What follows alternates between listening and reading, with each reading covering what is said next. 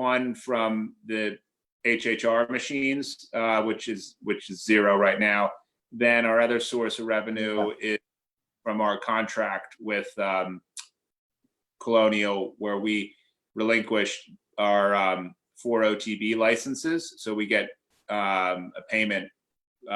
We get 5 payments of, annually for the next 5 years.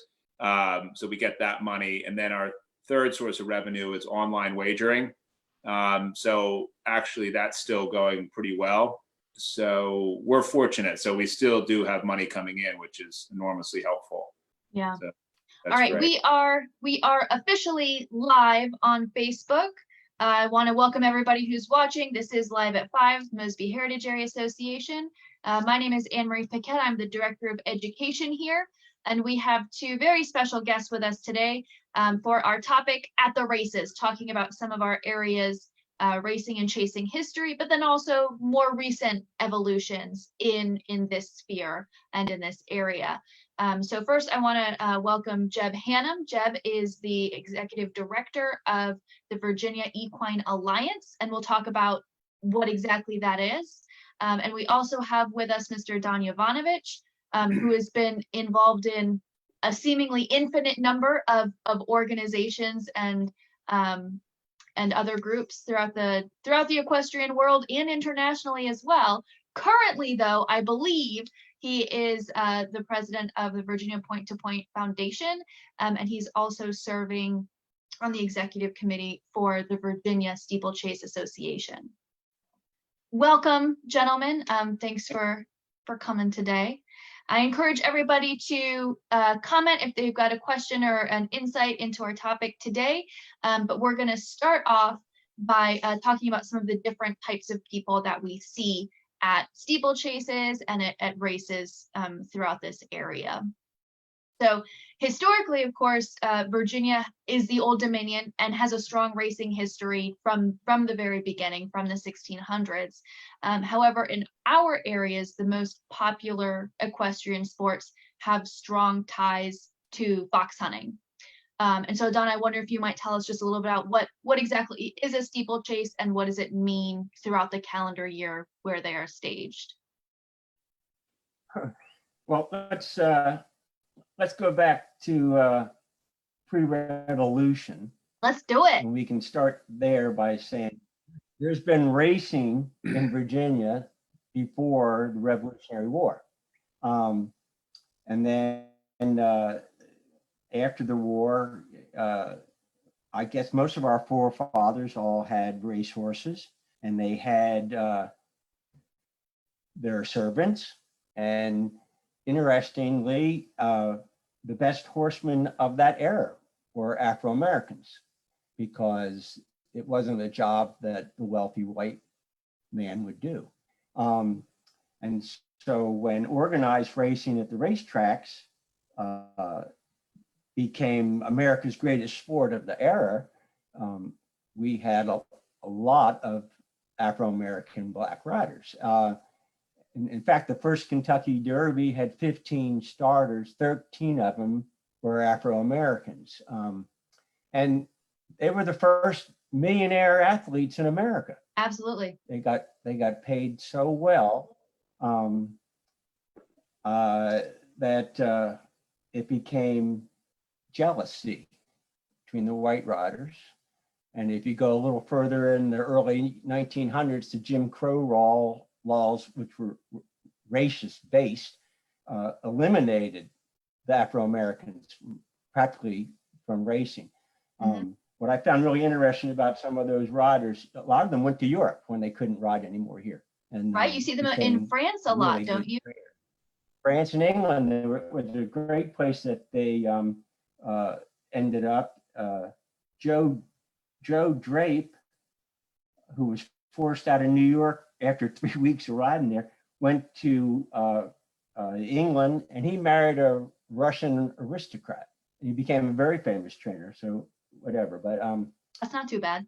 And I guess I'll say jump racing started in I want to say Long Island, Connecticut, New York in the late 1800s. National Hunt and Steeplechase Association was born there. Belmont Park, the original New York Racing Association, and the original Jockey Club, which was formed in 1867, they recognized jump racing. So we go back a ways. And of course, so in with Virginia, in Virginia, as you say, we have organizations like the Jockey Club springing up. We have jump racing already being pretty well established. And of course, in Virginia, we have a strong already racing, flat racing, but then also across the countryside, what we think of as steeplechasing being a term from the Irish, racing steeple to steeple over all of the countryside that includes, being rivers, being hedges, stone walls, etc. What comes from that, reason I got a little bit tangent was because in Virginia, our sanctioned races with Racing Association came a little later. Mm-hmm. In the early 1900s. Piedmont Hunt was established in 1840. That sounds like a long time ago. It's like, and I don't even think we think about it. That's how long fox hunting has been organized in Virginia. Correct. And, but then in 1911, Daniel Sands, who was export from New York, came to Virginia, and he organized the spring races by 1921, which is the reason we're having the 100-year anniversary, or trying to have that 100-year anniversary today. But he brought steeplechase racing to Virginia, and then I wish I had a date for the point-to-points, but I'm sure they came a little before World War II and World War, and then they got prominent after that. But steeplechase had a long and luxurious career in Virginia. At one time we had 14 point-to-points here and about 12 hunt meets. So it's had its evolution and its demise a little bit, but we're still working at it. We have some of the best meets in the country. So yeah, absolutely. And while you're talking about where we are kind of now with point-to-points, you mentioned that, of course, historically, there were many African-American jockeys. Of course, over time, other individuals came in too, some immigrants, some locally born. If you go to a point-to-point now, where do the jockeys come from now? Are they usually from here or abroad? Is it a mixture? I honestly I don't know a lot about that side of things. Well, I think in my day and Jeb's day, when we were growing up, we rode, and most kids had a chance to ride in the 60s and the 70s, and they had interest in fox hunting. And the logical progression was, well, they'll do a little point-to-pointing and then maybe jump riding. And for, I think, the 70s and 80s and 90s, certainly we saw a lot of American-born riders. Kids today have far too many other interests. The sport has gotten expensive. Riding professionally takes a lot of time and talent and a long time to develop skills. Those kids don't have that time. And so what has happened, the lack of our riders here, the lack of providing riders here, we've turned to England and Ireland, where that's still a way of life for young kids. So they're growing up riding ponies and hunting and fooling around, and they start their riding careers at 15 and 16 years old, and they have jockey schools, and they look forward to having professional careers as riders. Now, there's so many riders in England and Ireland that they all don't get to ride. So a lot of them come here looking for a profession. So now I'll say maybe 9 out of 10 riders are foreign. Wow. And that's who you'll see. We have very few guys that ride now. We have a few more girls, but we haven't seen too many of them that got that good. Right, know, right. That get to. occasional girl, but not quantity of them, maybe Emily, Jeb's daughter, might make that trip. I don't know. No pressure. Yeah. No, none whatsoever. So it seems like we definitely have a lot that we depend on those exports for, whether it's exports like Mr. Sands coming down and helping start some of these race meets. A lot of obviously New Englanders came down to the Virginia hunt country and reinvigorated and in some cases founded hunts in this area that led to steeplechases being founded. And for our viewers who don't know, both Don and Jeb are also exports from the Pennsylvania countryside too. So it's always fun to have interlopers here in Virginia. I'm also not a Virginian, so I can't really throw that much shade. But Jeb, I was wondering if you could speak to that at all personally in terms of being someone who grew up in this environment, grew up in a riding family, what that has meant to you, and coming to Virginia and also being part of that community. Yeah, well, thank you, Anne Marie. Yeah, so I was really fortunate. I grew up in Unionville, Pennsylvania, in the 70s and 80s. I was really lucky to be able to hunt with Cheshire foxhounds, which at the time and still is one of the best packs in America. I was there in Unionville at a time when there really were a phenomenal group of horsemen and horsewomen. Before the program started, we were talking about Betty Bird, Jill Fanning, Bruce Davidson, Bruce Miller. There were just really some people that in their different disciplines were the best in the world. And to grow up with them, you sort of thought that was normal.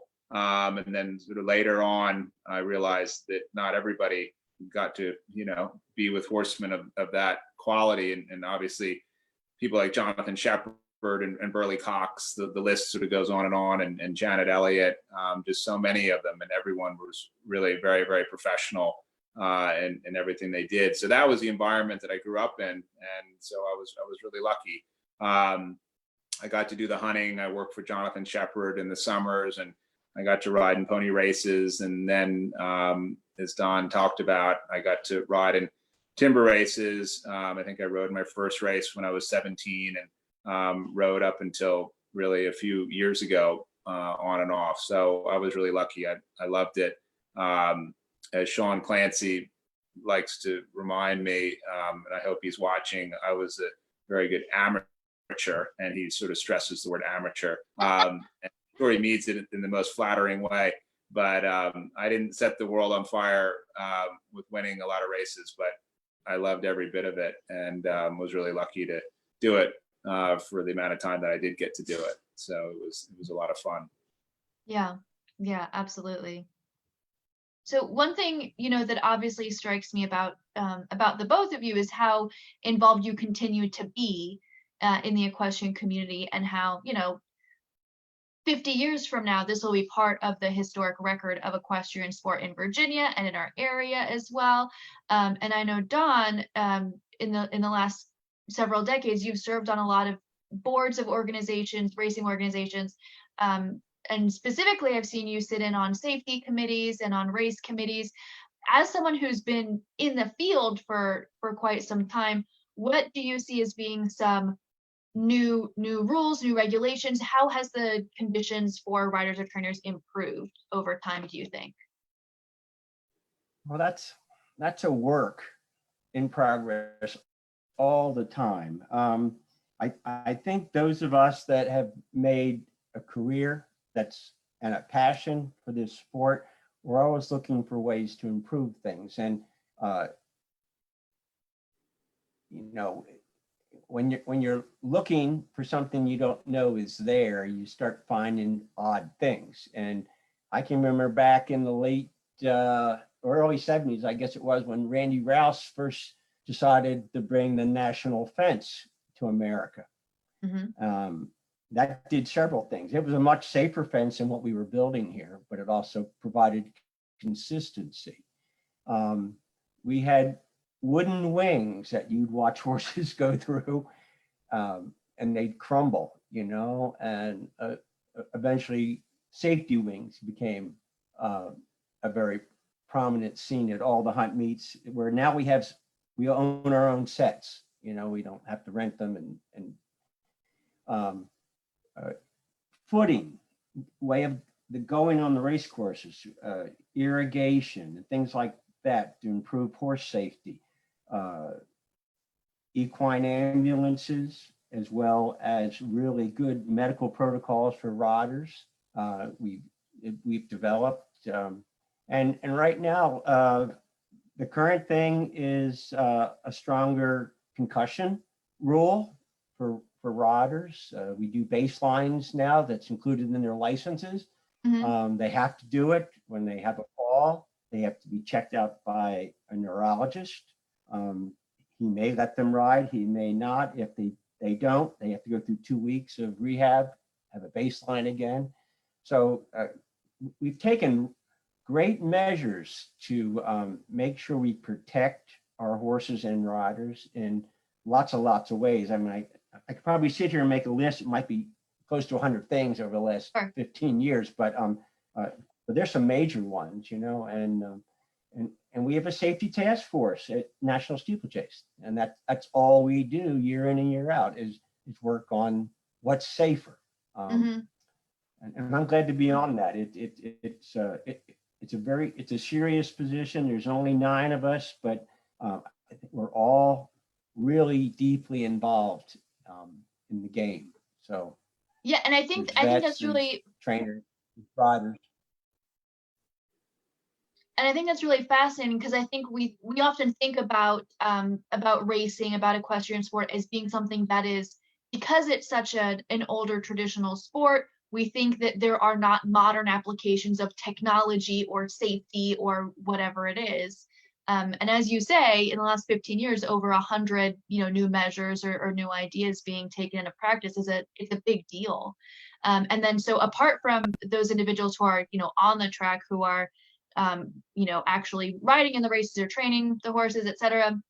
The organizations, of course, that are being founded and reinvigorated and connected, and that's also a new thing. So Jeb, of course, with the VEA, that itself is a newer organization. So can you talk about, why is it new, and how is it, bringing the equestrian communities together? Yeah, so the Virginia Equine Alliance was formed in 2014, and it came about because a number of people recognized that the situation for racing at that time was very uncertain. Colonial Downs had closed down essentially a year beforehand, and it didn't look very promising in terms of how things were going to play out. And so the VEA is unique. It's a nonprofit. It represents the entire racing and breeding industry in the state. So we have 4 member groups. So the harness racing industry, the steeplechase community, which we've talked about, and then there are 2 other member groups, are the thoroughbred breeders and then the thoroughbred horsemen. And that includes really the whole group of people. In most states, when racing is trying to advocate for itself, you've got a lot of different organizations coming forward and speaking, and it can be sort of confusing to the legislature if they're, in the midst of, making laws, or a racing commission. But if you've got one body really speaking for all the different interests, you have a much higher chance of success in terms of trying to move your agenda forward. So we went down to the legislature in 2015, so just after we were formed, and Jill Vogel, Senator Vogel, who's up here in Fauquier County, and Mike Webert and others were enormously helpful in making sure there were some changes to the Racing Act, which established the VEA. So we're a sanctioned state body. We receive money outside of the annual budget. We receive money through online wagering and other forms. And so in 2015, it enabled Virginia to have a organization advocating for the racing industry. It gave us a little bit of money to put some things in place to support the industry, because at that time, the racetrack had been closed, and there just needed to be a way to really quite simply keep the lights on. And so we were able to do that. And then we were fortunate. We had some, a lot of challenges, but we had some, good luck, and some things went our way.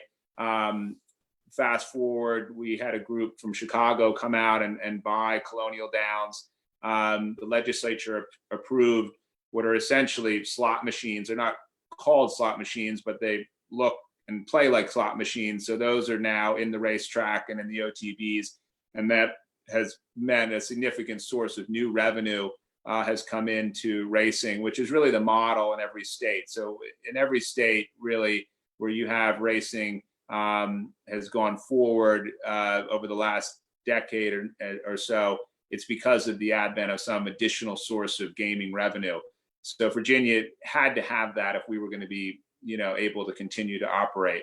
So a lot of things, took place over the last couple of years that enabled the track to be repurchased and enabled new revenue to come into the state, which was critical. So now the VEA is able to put money into all the different aspects of racing, and we want to do more on the steeplechase front, which is close to my heart. We're able to provide purse monies for all the sanctioned steeplechase meets in the state, which is really important now because all of those meets rely on sponsorship for their purse funds, and that's increasingly difficult, now to get those, sponsors lined up.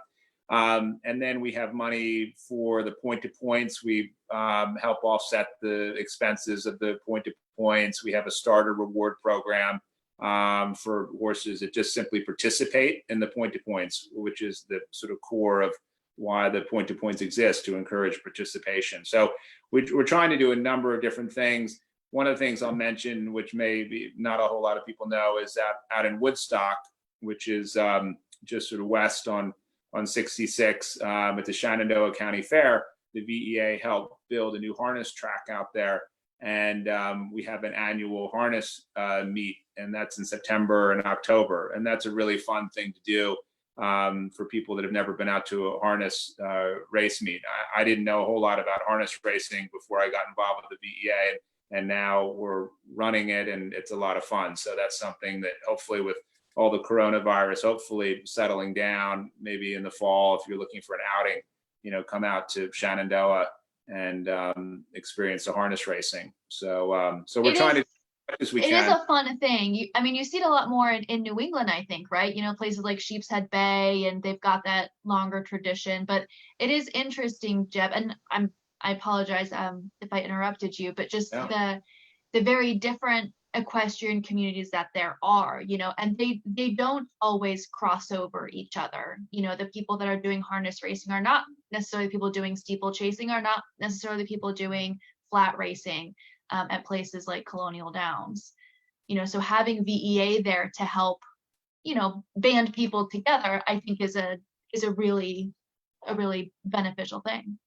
Yeah, no, it is, and clearly we're a much stronger voice. If the industry went down to Richmond and needed some things done, that's difficult for them because there's not necessarily a whole lot of people. If the steeplechase community went down to Richmond and tried to get some things done, not that they couldn't do it, but it's a little bit easier when everybody's advocating together and we're presenting a united front. So that's been really critical to our success since 2014, when things were looking pretty down. By coming together and working together, it's been enormously helpful for everyone. And so that's the vision of the VEA over the next 5 and 10 years, is to try to put some resources into all the different aspects of the racing industry to help everybody. And there are enormous challenges. The industry is been contracting in many ways over the last 30 years. So racing needs support. They need to work together, and it's something that's worth fighting for. And we have a really good group with the VEA and supporters that will hopefully help us to see Virginia racing flourish. Sure.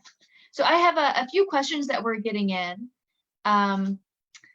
So we had a question about, Elle was asking about some of these thoroughbreds who are racing, or maybe they didn't even have a chance to have racing careers. Really, when you're retiring a thoroughbred, what are some things that thoroughbred can still do? Some applications. I've seen a handful of organizations. I forget the name of the one right now, but that are using retired thoroughbreds for like show jumping, for example. Do you guys know of other applications where retired thoroughbreds are being retrained or reused in other ways? Directions. There's so many different directions a horse can take. Almost any discipline can use a thoroughbred racehorse as long as the thoroughbred racehorse is healthy enough to do the other job. And for those horses, it depends on the individual who takes that horse over. So he may show jump, he may event, could be a hunter, maybe a pleasure horse, a kid's show horse.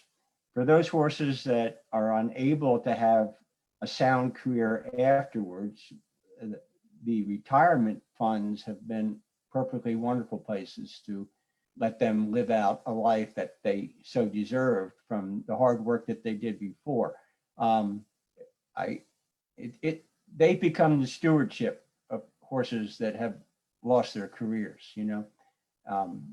So they're very, very good that they're about. Most of them are 501c3s, and they have programs behind them to keep the horses going. And then a lot of those horses get better, and they can go on and do the other jobs that we just talked about before. So and be productive. And there's also, so one example of another thing that a retired thoroughbred may, where a retired horse might find him or herself. So like the Mare Center, of course, does studies in agriculture. They were recently doing a long-term project on different types of grasses and how it affects a horse's digestion. And so they have a number of retired thoroughbreds there as well, who are living it up in retirement, frankly, you know, but they're still being useful, acting as test subjects, eating the grass and living in the pasture, et cetera, et cetera. A couple years ago, I actually had a chance to meet Innkeeper there, who is one of Secretariat's sons. And I think he may have since passed away, but he was really enjoying, you know, retirement out there. So there are things, Elle, for asking. There are many different things that retired racehorses can do. It's by no means a scary prospect to retire a racehorse. We also had a question about the earlier days in the Virginia Piedmont in terms of any race courses that were on private land or private estates. I know, of course, that Llangollen had a race meet from 1931 to 33. Jock Whitney and, of course, Liz Tippett Whitney Tippett. They built their own steeplechase course at Llangollen that at the time rivaled Aintree. It was a very, very difficult course. And of course, Paul Brown, a famous illustrator, he was also an author of children's books. He actually went and illustrated a whole sketchbook of the Llangollen race meets. But I can't think of any more specific estates or homes that hosted race meets there. Do you two know of any? Oh, no. Yeah, well, John Warner for years. Okay, yes, good point. Hosted Piedmont races, you know, at Atoka.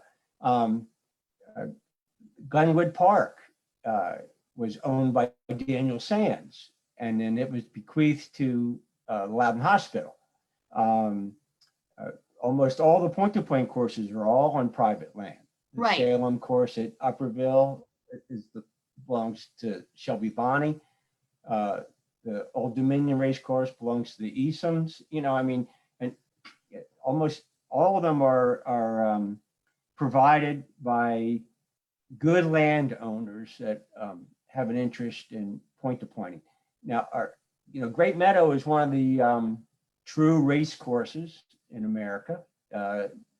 Virginia Gold Cup was hosted at Broadview before, which was a private farm. When that family decided it was time for them to move on, Mr. Arundel located that plat in the plains, and we took a 4-year effort to make Great Meadow Foxfield has a race course that was privately owned, and then it was donated to a foundation. So I think we can safely say most race courses are on people's property. They're not like the racetracks. You're right. You know, people are thinking they're all racing. No, they're more often at someone's generous gift to have the meets there. Yes, yes, you're absolutely right. I do have a number of people who are asking about what the state of races might be this year. So I'll just let everyone know that we are still waiting to hear from the governor about, you know, who or when, you know, the races will continue. So at the moment, everybody knows what we know, and we will, you know, we'll learn more as spring goes on. Let's see here. We did have someone who wanted to know a little bit more about thoroughbred racetracks in Virginia, why they seemed to have fallen out of favor even before the issue with Colonial Downs. And I don't know if that's something that, Jeb, you can speak to at all. Well, Virginia is unique as a racing state in that historically it was, you know, as we've talked a lot, the steeplechase racing was always a very important part of the fabric, but it was more of a state producing great horses and known for its breeding. The Colonial Downs was built 20 plus years ago, which is relatively short time ago for a racetrack. Most racetracks, certainly on the East Coast, are 100, 150 years old. So that was sort of unique for Virginia. So when the parimutuel racing was approved by the voters and then the General Assembly, that started Virginia down the path of being able to have its own track. And so I think there were some challenges from the beginning.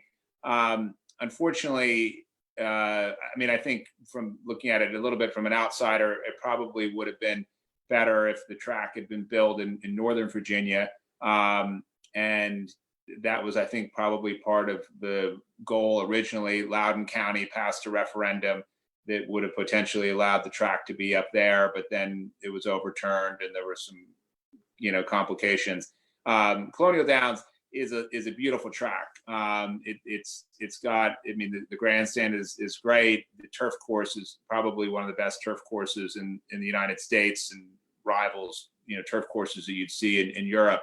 So it's a great facility, but it, the location is a little bit difficult for horses from northern part of the state getting down there. If you're, outside of Richmond, that it's a wonderful location. So there's never going to be a perfect spot for your track.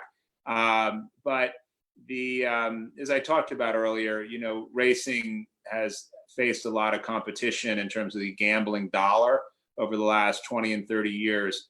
And so when Virginia got into racing, it was reliant simply on, parimutuel wagering. So the revenue generated from people betting on the racing, whether it be in OTBs or online. But states that have been able to keep racing going and keep purses at a competitive level in Pennsylvania, Maryland, West Virginia, introduced other forms of gaming where a percentage of that revenue came back into racing. And so that was critical to keep those states moving forward. But Virginia was always a little bit kind of one step behind. And so fortunately, we have what we call instant racing machines now, which is just, which is critical. And so we have those machines. We can compete with the other tracks regionally. We have a great racetrack. We have a great turf course. So there are a lot of things that are in Virginia's favor right now. And so I'm optimistic about things going forward.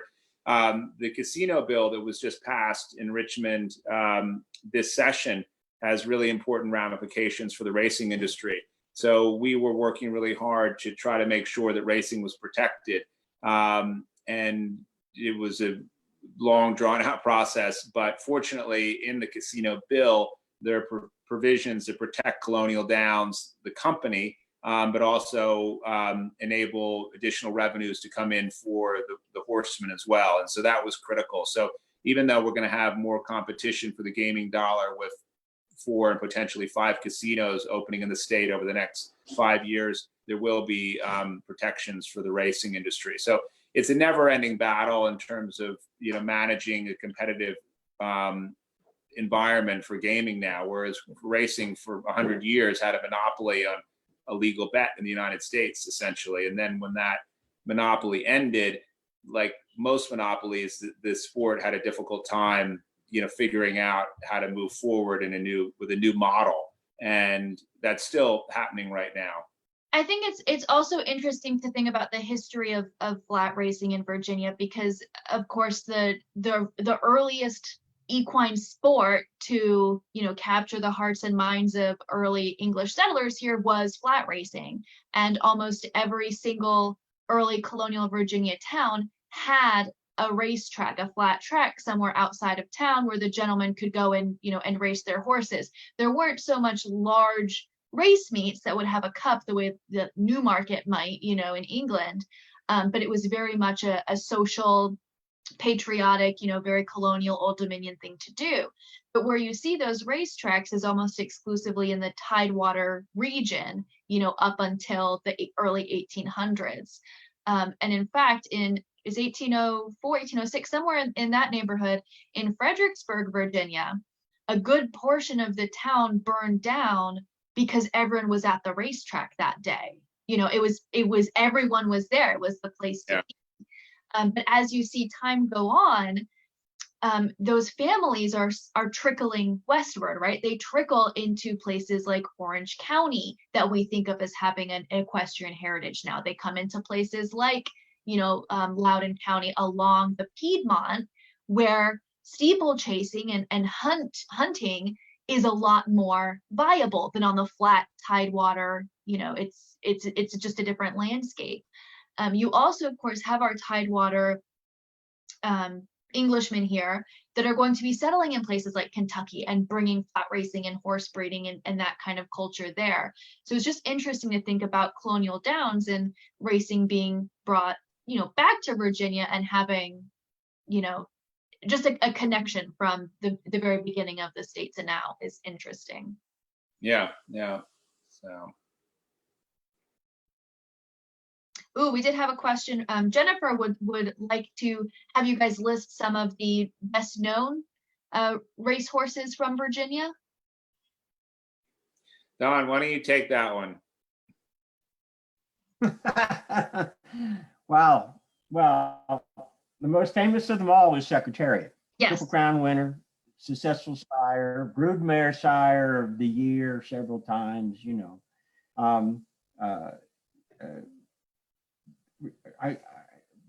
To be more specific about more horses, I would say Virginia has probably a great history of breeding a fabulous number of great horses. We had Newstead Farm, which had several dozen brood mares. The Hardings had that the yearlings would sell for unbelievable prices in an era that people didn't believe six-figure horses would get sold.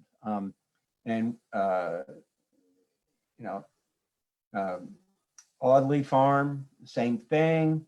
Right. Blue Ridge had, and the list of sires like, Playfellow. Playfellow was a horse that Daniel Sands owned in the turn of the century, and he was by Eclipse, and or Man of War rather. And I mean, just those kind of horses just go on and on.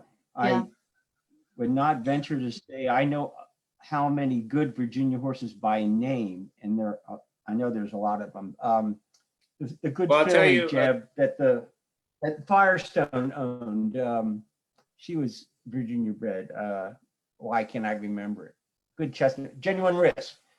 No, yeah, she was Virginia bred, and she ran against the boys, won the Kentucky Derby. I'm sure there's a list of them. But I'll tell you a story. That the first time I ever attended the Virginia Gold Cup was 1993, and it was a wonderful day. And I'd always heard all these amazing things about the Virginia Gold Cup, and all my expectations were met. And then after the races, we went up to one of the corporate tents, and they had the Kentucky Derby on, and that was the year that Sea Hero won. And Sea Hero was a Virginia bred, and that was Paul Mellon's horse. And so that was enormously exciting, and everyone was, delighted. And so I thought, well, this is a pretty special place to go and watch the races. So it was a great day, and a great Virginia day, and I'll never forget it. But Sea Hero was obviously could be on that list as well. I was gonna say Sea Hero would be on the list of the very few Virginia horses that I know, but of course had a great career. Mill Reef is another, born at Rokeby Stables, I believe. Fort Marcy. Yeah. Fort Marcy. Yeah, Fort was Marcy. another one of Mr. Mellon's. But whoever asked that question has stumped us for the minute, because that's Jennifer's a memory fault. thought one. You have to go. Yeah. That could easily be another program where we disseminate. They'll all come to us when we hang up. Yeah. Everyone needs to get back on at 3 o'clock in the morning when we've all woken up having a list of these horses in our head. Yeah. Clearly.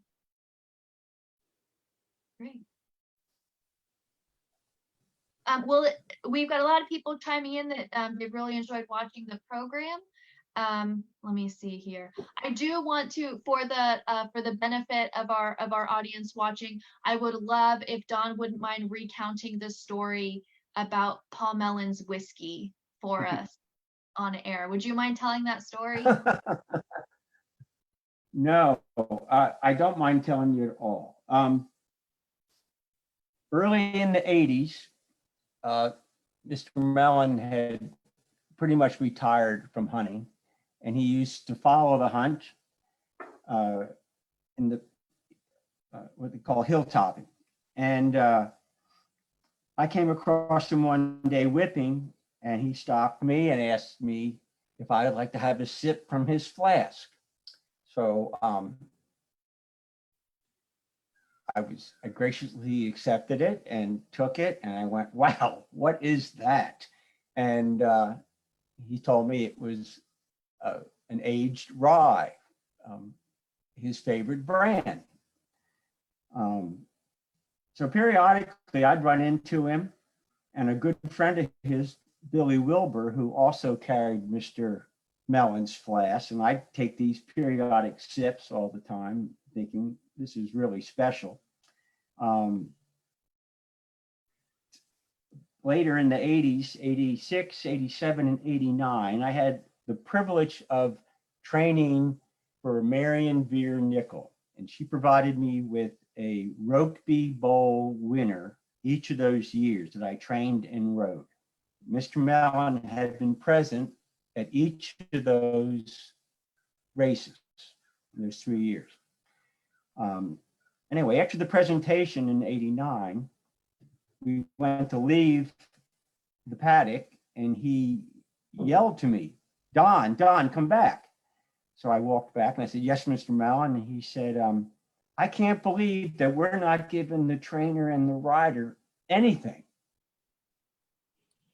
This Nickel's walking away with this gorgeous trophy, and you got nothing.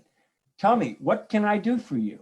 I was struck with silence. I didn't know what to say. And what do I ask Paul Mellon for? I mean, really, And it came to me, Mr. Mellon, since you stopped hunting, I'd never get to taste that incredible whiskey that you carry. So he had a little stencil notebook in his pocket and pulled it out. He made a note. He said, don't worry, I won't forget. And he patted his chest. Well, the summer went by, the fall went by, nothing. I forgot all about it. And on Christmas Eve, a package delivered to me. And it was a great big box, and it was wrapped up in brown paper and white string, and a little wooden handle like they used to do, and a note across the top, Don, I did not forget, Paul. I opened it. It was a case of 1911 overhaul rye whiskey. I couldn't believe that he remembered. One, I can't believe, wow, a whole case. And I've been really stingy with it. I still have a bottle or two of it. Good story. Yeah. He was a great guy, very generous man, very kind man. Yeah, I really love that story because it's such a good, I don't know, it's such a good personal story, not only of Mr. Millen, of course, but of you, Don, and your career too, you know? Very cool. It is. Yeah. Before we close, I'd like to mention something to all the viewers. Please do. When I think about what we all do in the thoroughbred industry and all the horses and things like that, it always comes to mind that we're so lucky to live where we live, and we get to drive through this beautiful countryside, and we still have open fields and views of the mountains, and we still can participate in equine sports that take up lots and lots of acreage. And we were talking today, I was thinking about when we went back to the Revolutionary Wars and then time, and our forefathers who amassed these large pieces of property so they could do what they loved best, which was raising horses and hunting. And then at the turn of the century, 19th century, we had people like Daniel Sands and the Delaney's and all that developed Middleburg and Piedmont country, and the people that came down from Orange, New York, and developed Orange County, and then that flow tentacled out, you know, all around Northern Virginia. You know, these people were the original preservationists and conservationists that have given us what we have today. And as much as I hate seeing farms getting broken up, we are so lucky to have enough individuals that still come and are trying to keep this area the way it has been for 300 years. We need to applaud them and remember. So the next time a hunt crosses Route 50 and you're really pissed off because you have to wait a minute, be glad. That's what's allowing you to live where you live. There's a lot of work to maintain this countryside the way it is, and those people do great jobs. Your association, Heritage Association, Goose Creek, I mean, all the watershed programs, I mean, you know, we're all striving for the same thing. So keeping our way of life this way. So cheers to that, Don. I couldn't agree more. It'd be nice to have some of Don's whiskey after that marks, but we'll have to do it virtually. But well Yes. said. Yes, that is a good toast. Jeb, do you have any parting words, or if folks want to know more about BEA, where they can go? Yeah, no, I mean, I really appreciate the opportunity to talk about it, and you know, I really hope, you know, we're up and running soon, and I would imagine the Colonial meet, fingers crossed, that it probably will be without spectators, but that doesn't mean you can't watch it, because it'll be on, you know, TV in one form or another. And then I talked about the harness racing out in Shenandoah, and then, you know, hopefully we'll all be out at the point-to-points. I think some of the point-to-points might be rescheduled for the fall, which would be really fun. But you miss something, and then you really appreciate it so much. And you know, it's been a difficult spring. That's nothing I love more than going to the point-to-points, and to have a spring like this where we've had lovely weather and perfect amount of rain, and it just would have been the most ideal couple of months for racing, and to have missed the whole thing is really sad, but we'll appreciate it all the more when we get back out there. So thank you for the chance to chat about it, and to join Don, who's done so much more than I'll ever do for supporting racing. And Don's just a real, you know, champion for steeplechasing at all levels. And I really appreciate everything you do, Don. So thank you. thank you, Jeb. That's very kind of you. Thank you. And thank you, Jeb. Thank you, Don. Thank you everyone for tuning in. You can stay up to date with Mosby Heritage Area and all of our events by visiting mosbyheritagearea.org, and join us for future programs. Until next week, have a great weekend. Thank you.